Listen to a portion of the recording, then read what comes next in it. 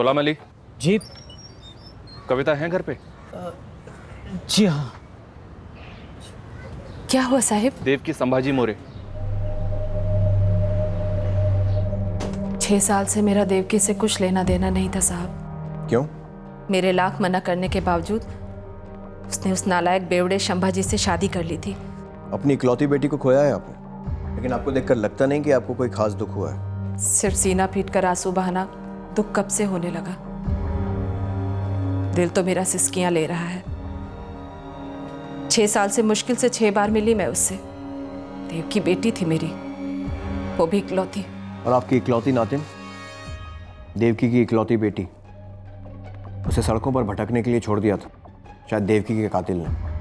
हम देवकी के पति संभाजी को ढूंढ रहे हैं। मैं उससे कभी मिली नहीं साहब, सिर्फ सुना है उसके बारे में।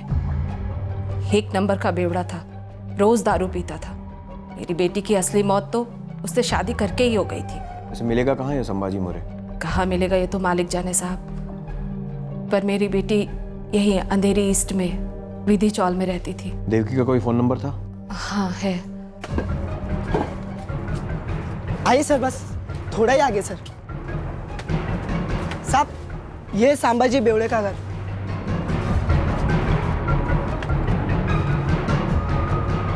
संभाजी, संभाजी उठ। साहब बहुत बदबू आ रही है, लगता है दारू से नहाता ही है। संभाजी चलो जल्दी बोल, तेरी पत्नी देवकी कहाँ है? बोल। मेरे को क्या मालूम, गई होगी कहीं।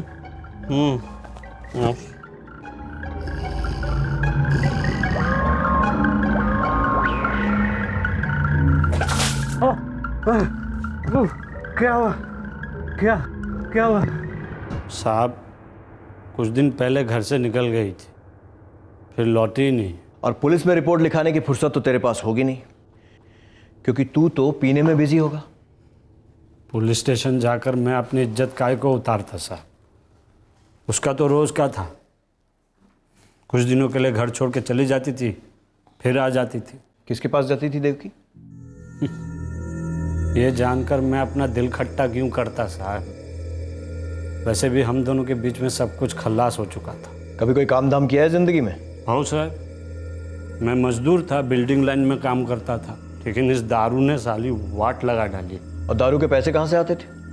देवकी से? हाँ, वो घरों में काम करती थी, उसको जब भी दारू के लिए पैसा मांगता था बहुत रो रो के देती थी, और इसी बात में हम दोनों के बीच में बहुत मचमच होता था।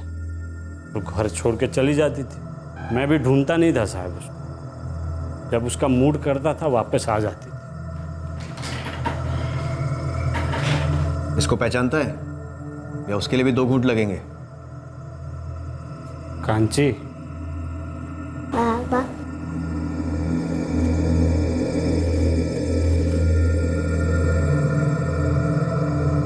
सर, मोहल्ले में सभी लोग संभाजी को गाली देते हैं। लोग बता रहे थे देवकी परेशान हो गई थी, रोज दारू के लिए पैसे मांगता है, दिन रात पिए रहता है। सर मुझे नहीं लगता संभाजी का इसमें कोई हाथ है। खुद ठीक से खड़ा नहीं हो पाता नशे में, वो किसी की जान क्या लेगा? चितले, हमने देवकी के सारे रिश्तेदारों को ट्रेस किया है। उसकी माँ, उसकी दादी, उसका पति संभाजी, सिर्फ उसके बाप आलोक से मिलना बाकी है। कल आ रहा है पूना से।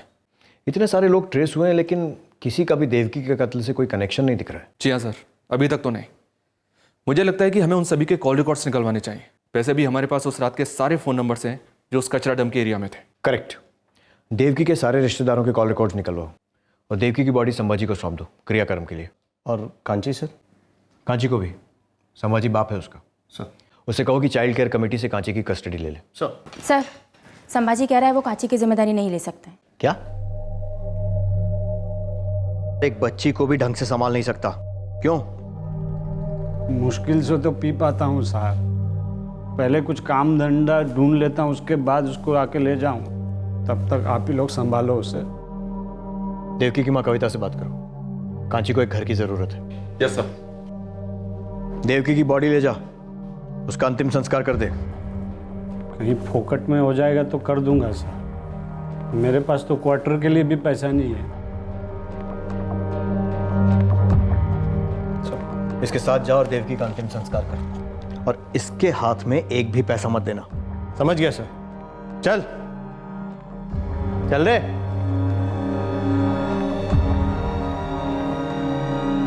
कविता जी, सगी नाते ने आपकी बच्ची को एक घर और प्यार की जरूरत है।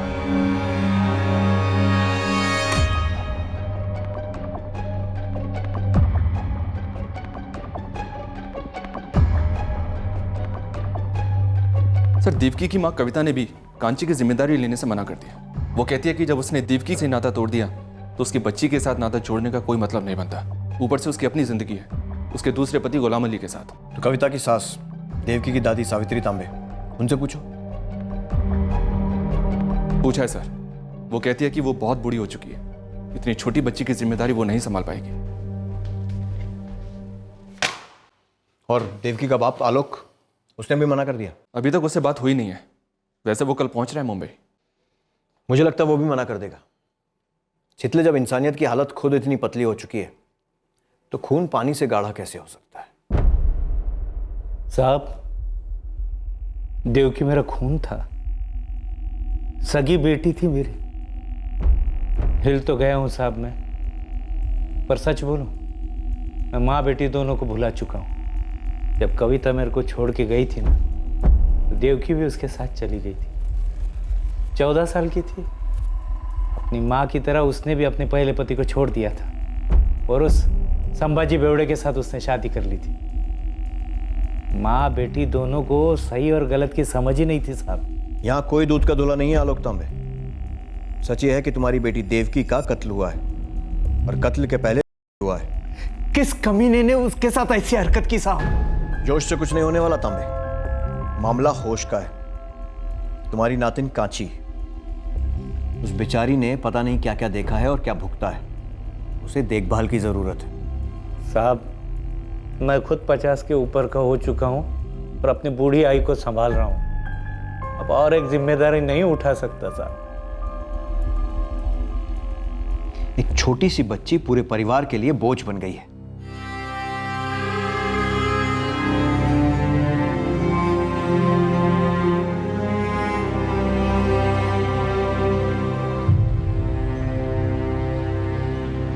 कांची के फादर संभाजी ने कहा था कि उसे नौकरी मिलते ही वो उसे ले जाएगा, पर यह होने से रहा। He is an alcoholic. और बाकी की फैमिली? उसके नाना नानी ने भी हाथ खड़े कर दिए और दूसरा कोई नहीं फैमिली में। तो फिर कांची यही रहेगी। आखिरकार देवकी संभाजी मोरे के परिवार वालों का पता चल गया था और किसी अपने के हाथों उसकी लाश का अंतिम संस्कार हुआ था। लेकिन उसकी 5 साल की बेटी कांची अभी तक बेघर थी और सबसे बड़ा सवाल था कि देवकी का कातिल कौन था और उसका कत्ल क्यों हुआ।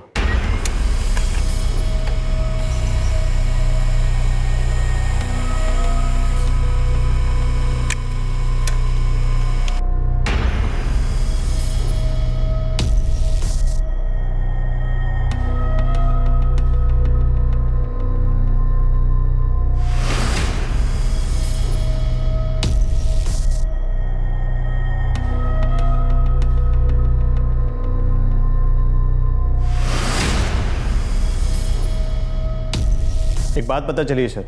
क्या कामले? सर, मोहल्ले में खुसुर फुसुर थी कि देवकी भी पीती थी। ये एक नया एंगल है। और एक एंगल है सर, कत्ल की रात को देवकी का फोन कचरा डंप पे ऑफ हुआ। उसकी फैमिली में से किसी का भी फोन उस रेंज में नहीं था। लेकिन सर, एक नंबर ऐसा है जो क्राइम सीन पर एक्टिव था और जिसके साथ देवकी ने पहले भी काफी बातें की। नाम? कोई केशव वर्मा है। हो सकता है ये केशव वर्मा ही देवकी का कातिल हो। सर, कहानी में एक और ट्विस्ट है। क्या? ये कविता अली के कॉल रिकॉर्ड्स हैं। इस केशव वर्मा ने कविता के साथ भी काफी बातें की हैं।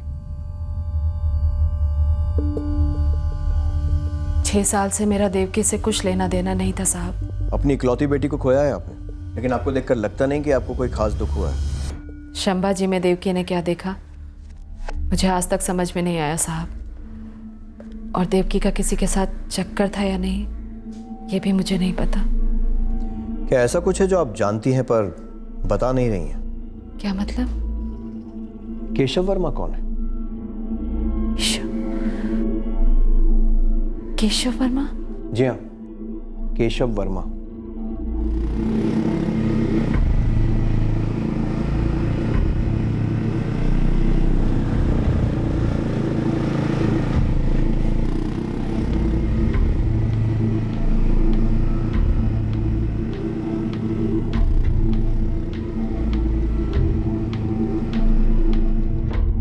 केशव तो रिक्शा चलाता है। देवकी को कैसे जानता था? मुझे नहीं पता। वो कभी कभी देवकी मुझसे आते जाते टकरा जाती थी। एक बार तो मैंने केशव से उसकी पहचान भी कराई थी।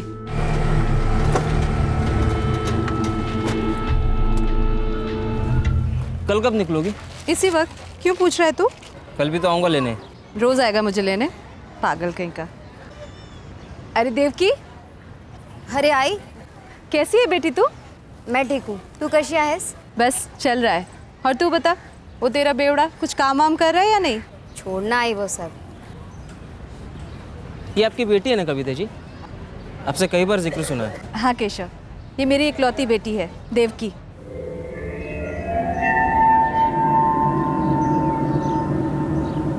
बस एक बार मिलवाया था उन दोनों को। पर उस एक बार के बाद दोनों बार बार बात करते रहे फोन पर। मिले भी जरूर होंगे।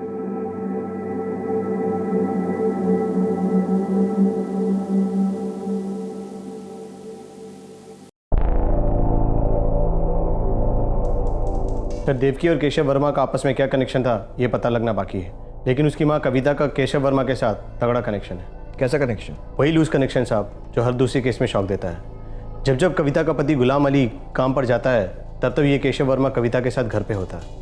मुझे पक्का लग रहा है कि इस केशव वर्मा का देवकी के कत्ल में हाथ है। सर, इस केशव वर्मा का एड्रेस मिल गया है। ये अंधेरी ईस्ट में अपने ताऊ सोमनाथ के साथ ही रहता था। रहता था मतलब? 13 जुलाई को अपना ऑटो बेचकर मुंबई के बाहर चला गया।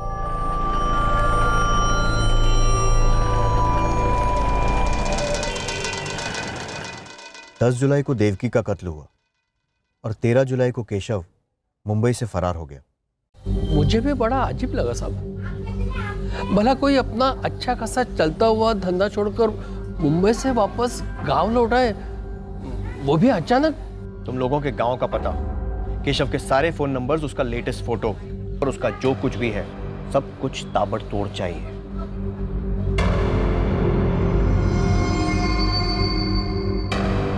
नाम केशव बलराम वर्मा है। इसकी बीवी और बच्चे छत्तीसगढ़ में हैं। केशव वहां पहुंच गया होगा। मैं इस केशव की एक तस्वीर और इसकी सारी डिटेल्स आपको फैक्स कर रहा हूं।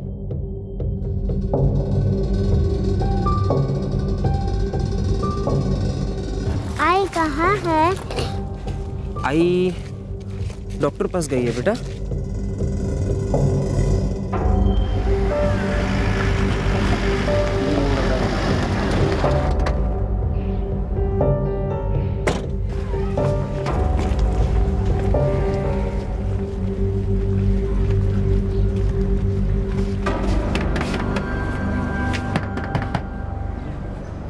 हाँ सर, बच्ची ने पहचाना इसे।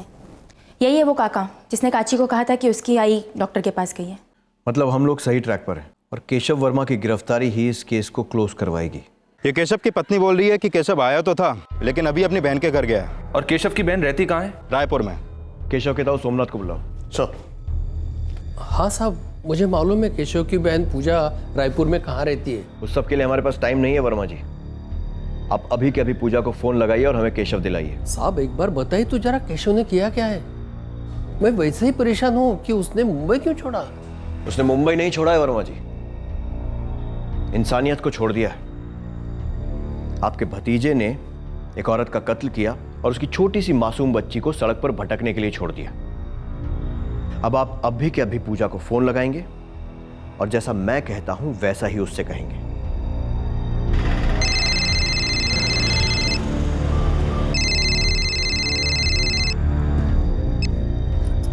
प्रणाम ताऊ जी। खुश रहो पूजा बेटी। केशव वहां आया है क्या? जी ताऊ जी, 3 दिन पहले ही आया है। बेटी, केशव ने कुछ बताया उसने क्या किया है? जी ताऊ जी, उसने बताया है कि उसके हाथों कोई मर गया है और ये सब उससे घबराहट में हुआ है। ताऊ जी, उसे मदद चाहिए, उसकी हालत बहुत खस्ता है। पूजा, यहाँ की पुलिस मुझे थाने ले आई है। कह रहे हैं कि जो कत्ल केशव ने किया है वो मेरे सर थोप देंगी। बेटे, केशव से कहो वो तुरंत यहाँ आके अपने आप को पुलिस के हवाले कर दे। जब तक उन्हें केशव नहीं मिलता है वो मुझे यही रखेंगे। केशव अगर वहां है तो उससे मेरी बात कराओ। ताऊ जी, फिलहाल तो केशव घर पर नहीं है, पर जैसे ही वो आएगा मैं उससे कहूँगी कि वो आपको फ़ोन कर ले। जी प्रणाम ताऊ जी। रायपुर पुलिस को इन्फॉर्म करो। केशव कहीं बाहर नहीं गया होगा, घर में ही चुप कर बैठा होगा। Yes sir. साहब, क्या आप सचमुच मुझे यहीं रखेंगे? जी हाँ सोमनाथ जी, जब तक कातिल नहीं पकड़ा जाता हम लोग कोई चांस नहीं ले सकते। मुझसे बहुत बड़ी गलती हो गई पूजा, और ये सब उस गोपाल की वजह से हुआ है। गोपाल को तू जानती है ना, मेरा दोस्त। केशव, माँ बाबा के जाने के बाद ताऊजी ही हमारे लिए सब कुछ रहे हैं। उन्होंने हमारे लिए कितना कुछ किया है।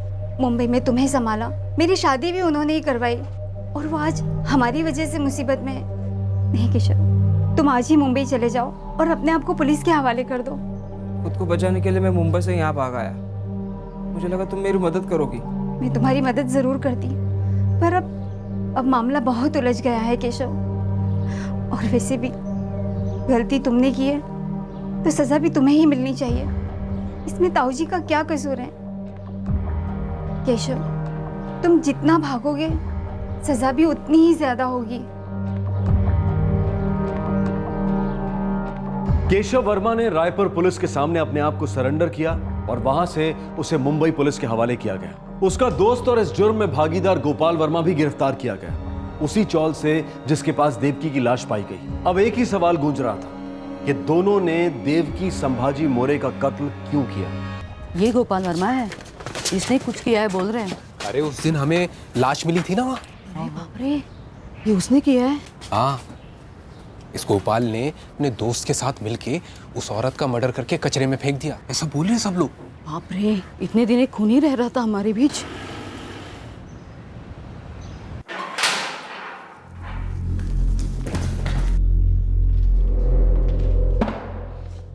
ले, तेरा साथी भी पकड़ा गया। केशव, हमें मालूम है कि कत्ल के पहले देवकी किया गया, फिर उसे मार डाला और उसकी बॉडी को कचरे के डंप में छोड़ दिया।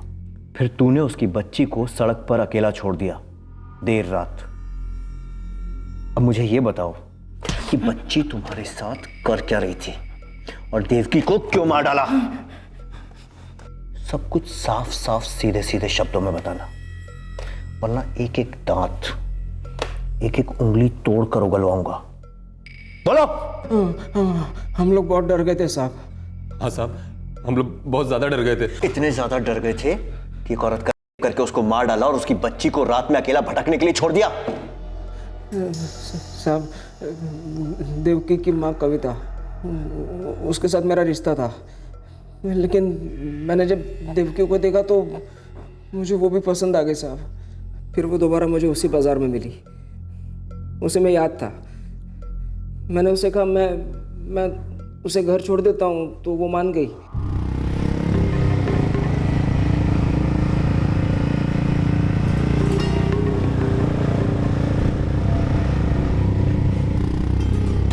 फिर हम मिलने लगे और उसने बताया कि उसके शराबी पति के साथ उसकी ज़िंदगी कितनी बर्बाद हो गई है।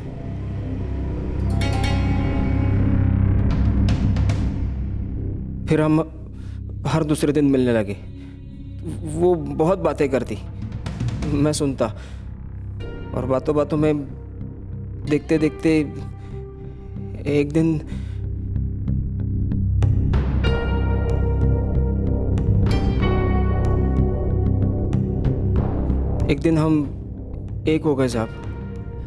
हमारे बीच संबंध बन गए और फिर उसके बाद हर रोज मिलने लगे। और कविता के साथ? माँ बेटी दोनों के साथ चल रहा था साहब। देवकी ना तो कोई मांग करती, ना तो कोई सवाल पूछती, बस दो घूंट मारे फिर ऐश ही ऐश। तो मार क्यों डाला उसे?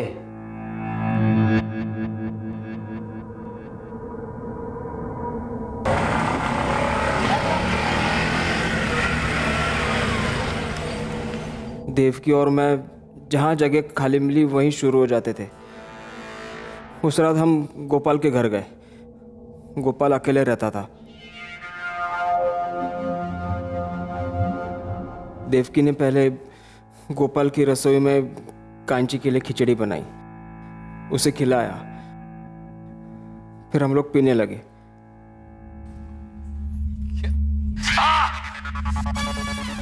ये क्या कर रहे हैं आप? अबे लीजिए। अरे माफ कीजिए दीवान जी, आपको चिमटी इसलिए काटी ताकि आपको याद रहे कि आपका यह कीमती रूबी आपको वापस मिला है। हम तीनों पिए जा रहे थे। कांची टीवी देखते देखते सो गई। शराब का नशा पूरा काम कर गया। मैं और देवकी दूसरे कमरे में चले गए। जिस्म का संबंध हमारे बीच की असलियत थी साहब। बस इस एक चीज के लिए हम दोनों मिलते थे, सिर्फ इस एक चीज के लिए।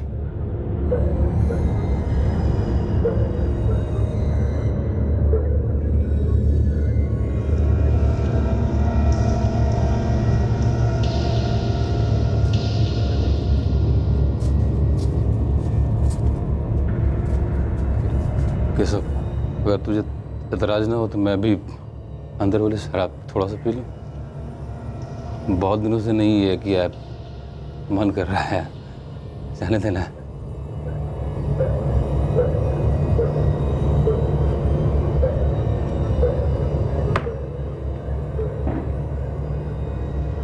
वो मुझसे कहती कि उसका पति उसे छूता तक नहीं है, इसीलिए वो मेरे पास आती है।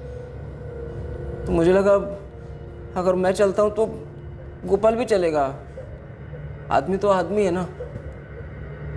हाँ साहब, मैं पूरी तरह नशे में था, और वो भी।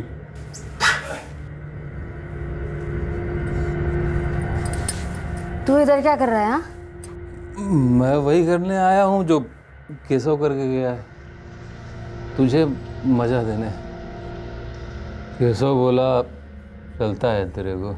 ए, चल चल फुट यहाँ से, जा जा। अरे मेरी बात तो सुन। ए, बोला ना, जा, हाथ मत लगा। क्या दिक्कत क्या है तेरे को? बोला ना तेरे को हाथ नहीं लगाने का। अरे नहीं, हाथ नहीं लगा, सुन तो बात मेरी। बोला ना हाथ नहीं लगाने का। अरे तू सुन तो मेरी बात।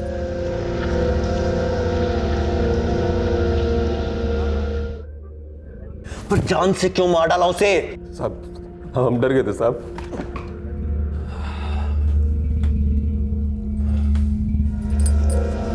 साला कुत्रिया, मेरे साथ जबरदस्ती की तूने। अब देख मैं तेरे साथ क्या करेगी। अब देखना पुलिस तेरी कैसे खाल उतारेगी। वो साला केशव, वो इतना घटिया निकला रे, बर्बाद करके रख देगी तेरे को। तुम दोनों के खिलाफ पुलिस में कंप्लेंट लिखवाएगी। मैं पुलिस में कंप्लेंट लिखवाएगी तुम दोनों के खिलाफ।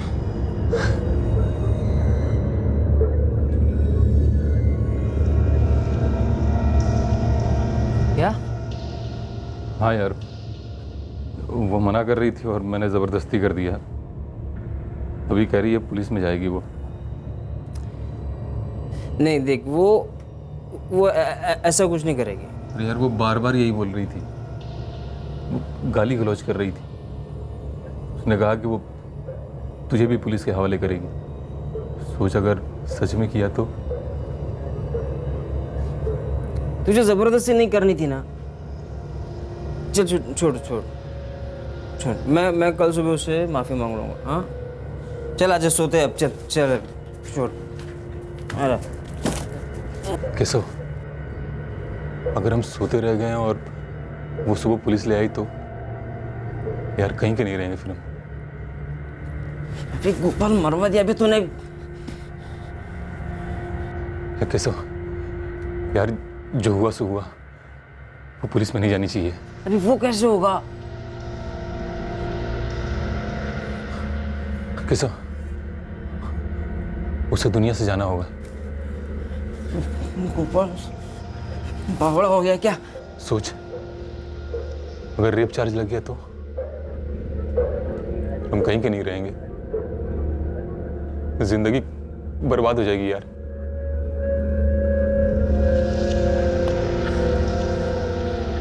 बे गोपाल, ये क्या कर दिया बे? सबको पता चलेगा, बदनामी होगी, जेल होगी, केशव जिंदगी खत्म हो जाएगी यार।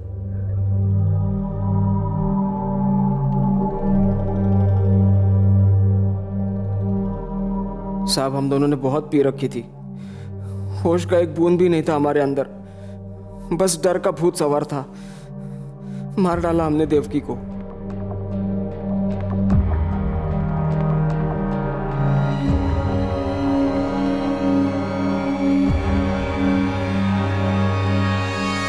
क्या कर रहा है गोपाल? इतनी सी छोटी सी बच्ची की जान लेगा? केशव, बच्ची बच गई तो हमारी जान जाएगी। ये सबको गवा देगी, सबको हमारा नाम जाके बताएगी। अरे इतनी छोटी सी तो है, खुद का नाम तो बोल नहीं पाती, हमारा नाम क्या बोलेगी? और वैसे भी उसने कुछ देखा भी तो नहीं है। तो तू क्या करेगा इसके साथ? इसको गोद लेगा?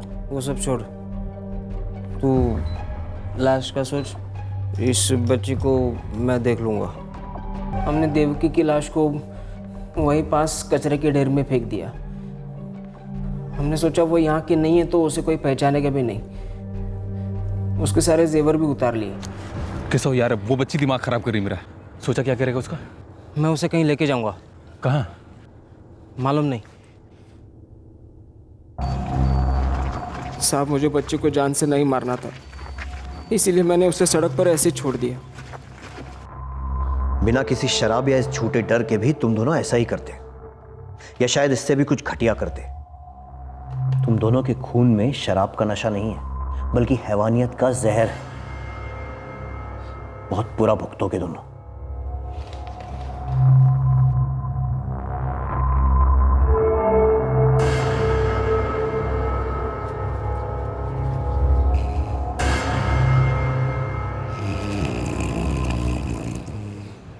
सेम टू सेम हालत साहब, फुल टू टून।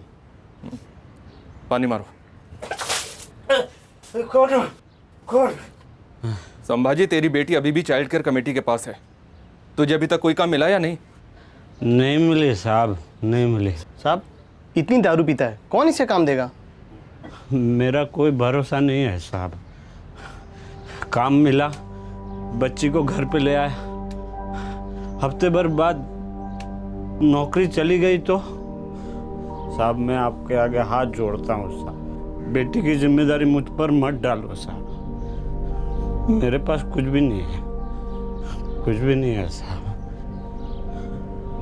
जी नहीं शिखा जी, संभाजी कांची की कस्टडी लेने से मना कर रहा है, और हमें भी लगता है कि बच्ची को उसके पास भेजना गलत होगा। तो क्या कांची अनाथाश्रम जाएगी? लगता तो ऐसे ही है। अगर सड़क पर रहेगी तो या तो कोई भिखारियों की टोली उठा लेगी या फिर कोई ट्रैफिकर्स। शिखा, उस बच्ची का कुछ ना कुछ इंतजाम हो जाएगा, तुम टेंशन मत लो। वो बच्ची है जय, एक जिंदगी है,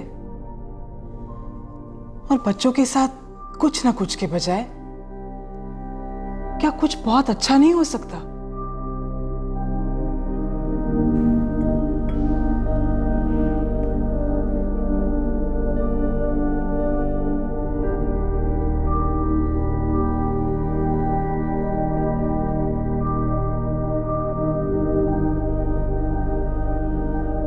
सुषमा जी, हमारी अपनी बेटी यूके में पोस्ट ग्रेजुएशन कर रही है और हमारी फाइनेंशियल हालत भी अच्छी है। हाँ, मतलब अच्छा खासा कमा लेते हैं हम लोग, वेल ऑफ हैं। देखिए शिखा जी, जय जी, आप लोगों ने जो सुझाव दिया है वो बहुत अच्छा है, लेकिन क्या? लेकिन थोड़ा समय लगेगा। कांची को अडॉप्ट करना एक लीगल प्रोसीजर होगा, थोड़ा समय ज़रूर लगेगा, पर इम्पॉसिबल नहीं है। हम लोग पूरी कोशिश करेंगे।